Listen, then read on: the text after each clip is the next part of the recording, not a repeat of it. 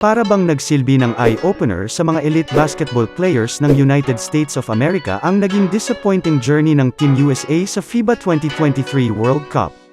Kaya naman, hindi na nag-atubili sila GM King James para i-assemble ang revenge team ng USA.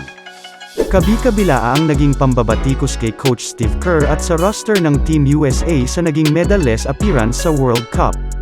Lalo pang ang nadagdagan ang pangbabash sa kanila dahil sa naunang comment ni American Olympic gold medalist sa larangan ng track and field na si Noah Lyles. World champion of what? At sa naging resulta ng World Cup ay tuluyan ng nawala sa USA ang trono sa mundo ng basketball. Pero in all fairness naman, sabi rin ng mga eksperto, hindi na nakakagulat ang resulta ng torneo lalo na't hindi naman pinadala ng USA ang best players nila at kung tutuusin, maganda rin ang pinakita ng binyansagang Team B na ito. Pero sa tila pagpapahiya at pagmamaliit ngang nangyari ay handa ng patunayan ni LeBron na sila pa rin ang GOAT ng basketball sa mundo.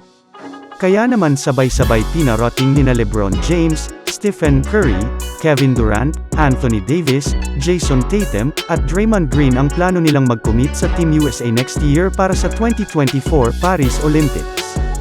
Bukod pa sa kanila ay nagbabalak din sumama sa team sina Devin Booker, Damian Lillard, De'Aaron Fox, at Kyrie Uncle Drew Irving. At sa maaaring last dance ni LeBron kasama ang top NBA players na to, kaya nga nila masungkit ang ginto sa Olympics?